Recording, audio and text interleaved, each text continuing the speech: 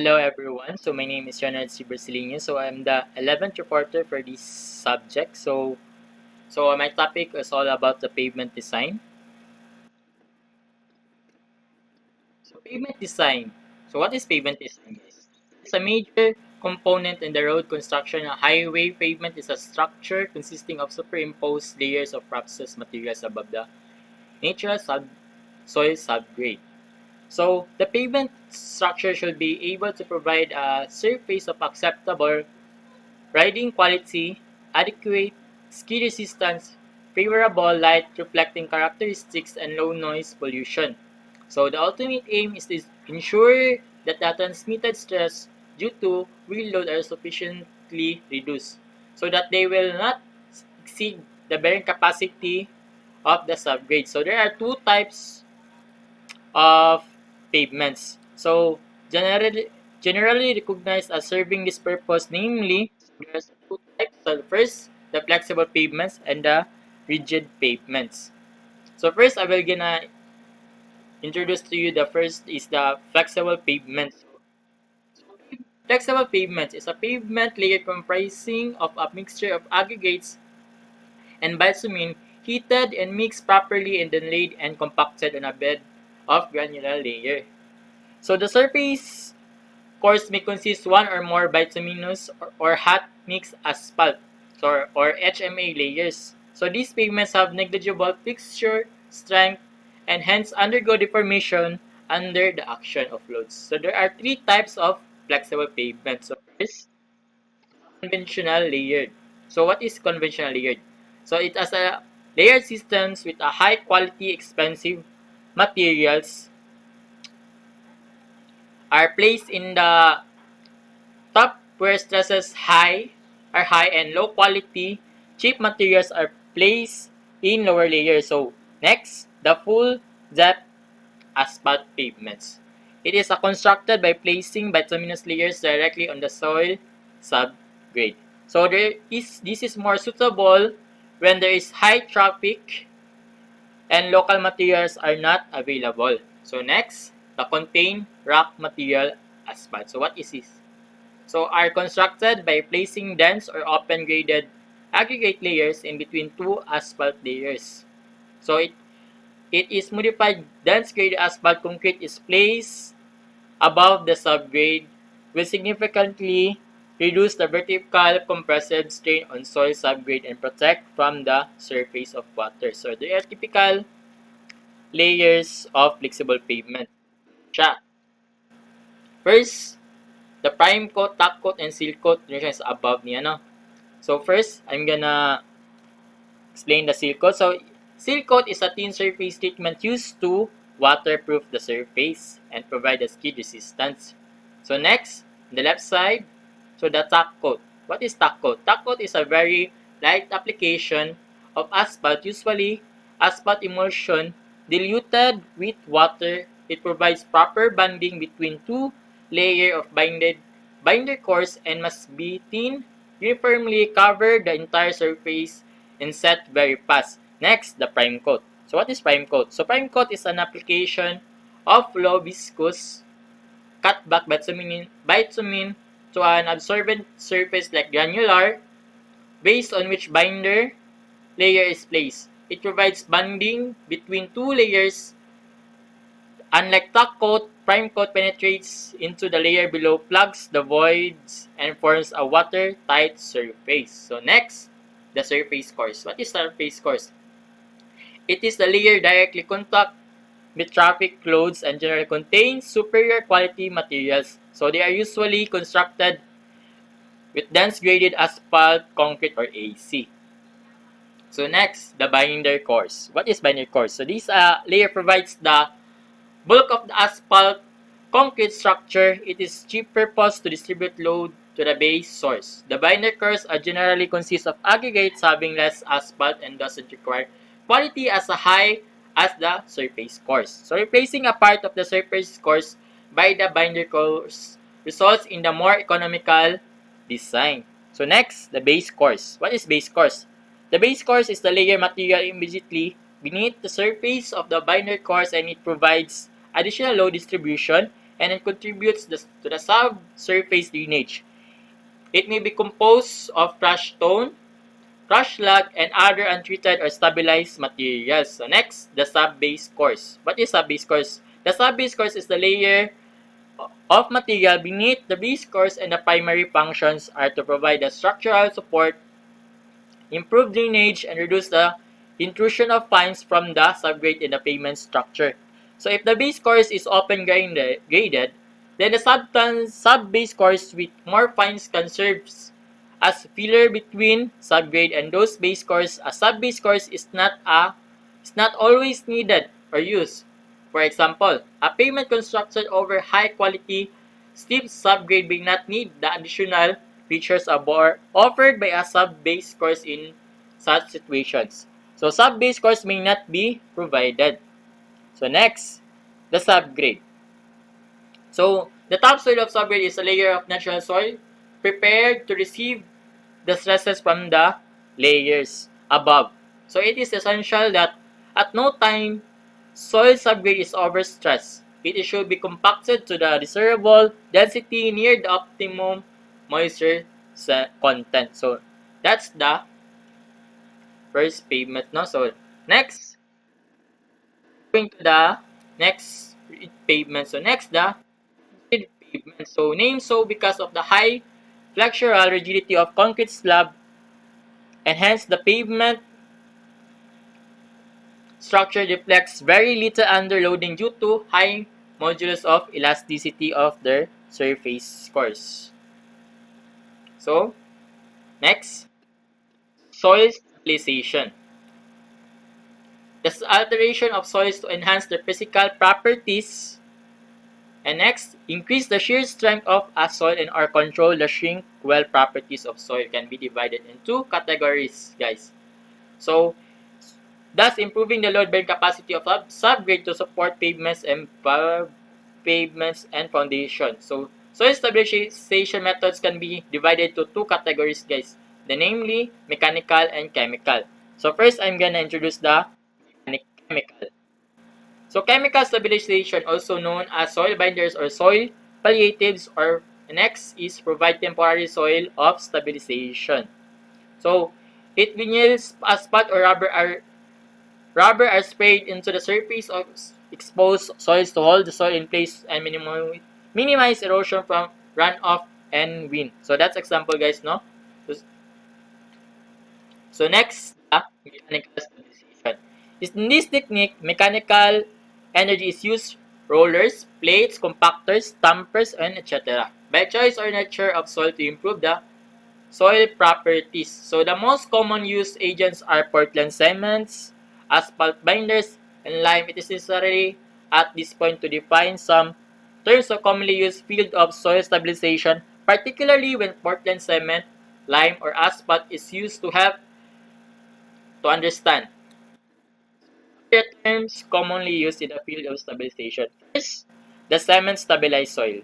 So, engineered mixture pulverized into situ soil, water, and moderate proportion of Portland cement. So, resulting is a semi-bound to bound material with engineering properties similar to granular material. So, next, soil cement. So, it is a highly compacted mixture of soil or aggregate, cement, and water.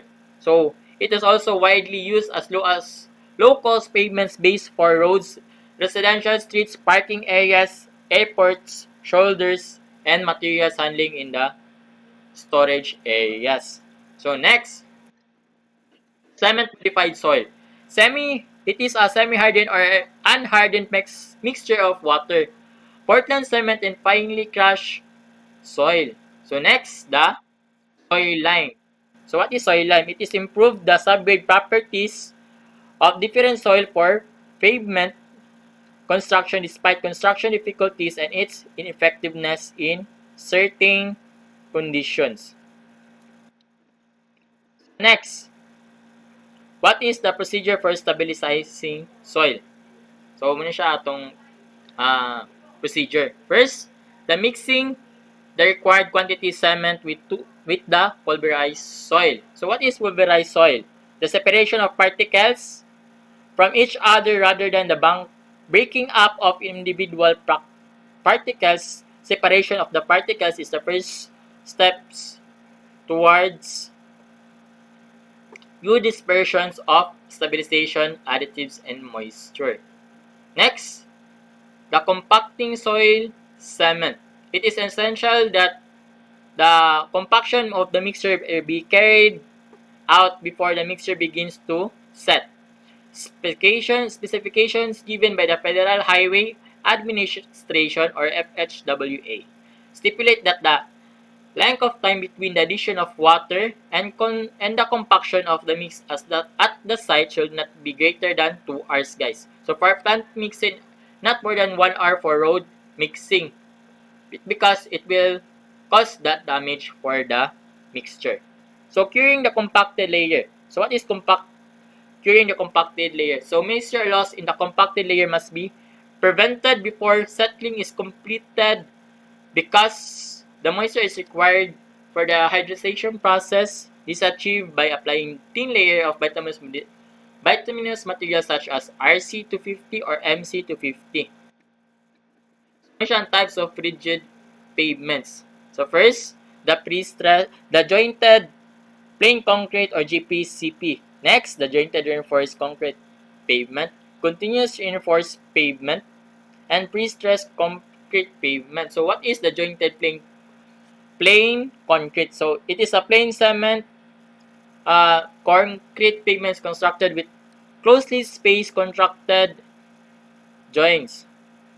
So they normally has a joint spacing between of 2 to 5 to 10 meter. So the next one is the jointed reinforced concrete. So although reinforcements do not improve the structural capacity significantly, they can drastically increase the joint spacing 10 to 30 meter. So dual bars are required for load transfer reinforcements.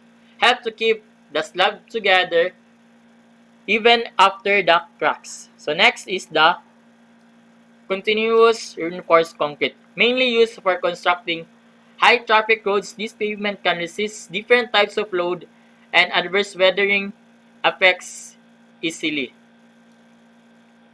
So next is, the last one is the pre-stressed concrete. It designs and produced to be pre-stressed to bear the tensile forces caused by external loads by various live objects such as vehicles on the roads and aircraft in the air. This is example for how to apply the joint of the four types of rigid pavements. So next is the materials used in rigid pavements. So in a rigid highway, pavements are normally constructed of Portland cement, concrete, and may or may not have a base course between the subgrade and the concrete surface. So Portland cement or PCC pavement or rigid pavement is, as it's sometimes called, refers to a rigid concrete layer of the pavement structure that is direct contact with the traffic. So typical concrete is composed coarse aggregates or crushed stone and gravel. Fine aggregates such as sand, Portland cement, and water. So first so what is coarse aggregate? So it is an integral part of many construction application component in a mixture such as asphalt or concrete. So basically a general categorized or as a rock larger than a standard number 4 sieve or 360 inches and less than 2 inches. So fine aggregates. So what is fine aggregates? So fine aggregates, sand particles from the land through the mining process consists of natural sand or any crushed stone particles that are 1/4 or smaller. So this product is often referred to as 1/4 minus it refers to the size or grading of this particular aggregate. So next is the what is a temperature steel? Steel required for shrinkage and temperature stresses perpendicular to the main flexural steel. So temperature steel is only required for structural slabs, not slabs cast against the earth or retaining wall footings. So next, uh, reinforcing steel. So what is reinforcing steel? Used as a tension device in reinforced concrete and reinforced masonry structures to strengthen and aid the concrete under tension. So next is the steel bars. Short steel bars that provide a mechanical connection between the slabs without restricting horizontal joint movement. So they increase also the load transfer efficiency by allowing the lead slab to assume some of the load before the load is actually over it. Next is tie bars. So tie bars either deformed steel bars or connectors used to hold the faces of a batting slab in contact. So typically no ang tie bars no kay it use a longitudinal longitudinal joints or between an edge joint and curve or shoulder. Next is the bituminous materials or asphalt used for a roadway construction primarily because of their excellent binding characteristics and waterproofing properties relatively low cost. So also bituminous materials or asphalt guys no it is are extensively used for roadway construction primarily because of the excellent binding characteristics. So bituminous materials consist of bitumen, which is black or dark colored solid or viscous cementitious substances consist of chiefly high molecular weight hydrocarbons derived from distillation of petroleum or natural asphalt. So it also has adhesive properties and is soluble in carbon disulfide. So what is the sources of asphalt? So first, native asphalt. So what is native asphalt? So it is a remaining residue whenever crude petroleum is evaporated in the atmosphere due to rising of temperature or due to action of wind. So whenever crude petroleum is evaporated in the atmosphere, guys, it also rise the temperature of the action wind. Remaining residue is called native asphalt. So next, the rock asphalt, available in the form of semi-rock depositing in California and of Brazil. So it is a present is 5 to 10% in the world. So not typically used here in the Philippines, guys. So next is the petroleum asphalt. So it is the major portion of asphalt which is used in world and is obtained by the distillation of crude petroleum.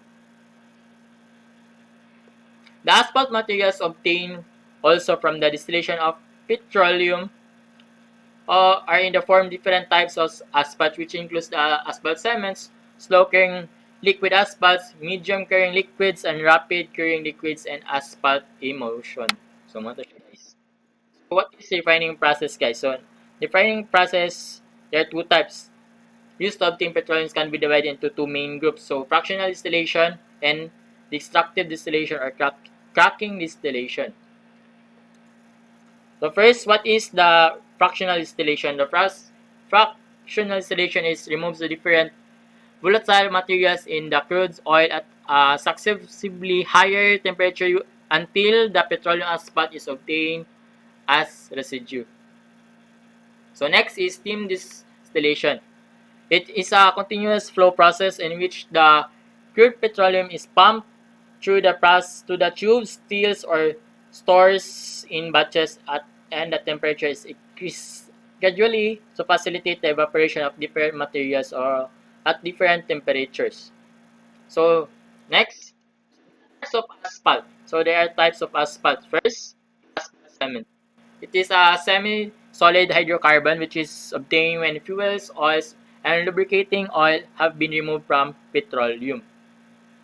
So all the asphalt cannot be used as binding material, but asphalt cement is preferably used for the road construction. So there are two types of asphalt cement, the hard grade. So 60 to 70 for high temperature areas. Next is the soft grade. So 200 to 300 for low temperature areas. So next is cutback. What is cutback? So liquid asphalt no, there are two types, divided into two types, the cutback and the emulsion. So cutback is an asphalt whose viscosity has been removed by the addition of volatile diluent. So mostly the patchwork to work in low temperature zone or road construction process is done with the help of cutback. So also there are negative aspects of cutback. So first is it has health hazard.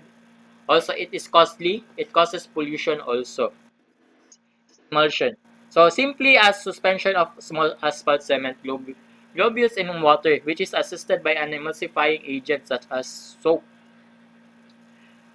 So emulsion are also typically either anionic asphalt droplets or negative charge, or cationic asphalt particles are positively charged.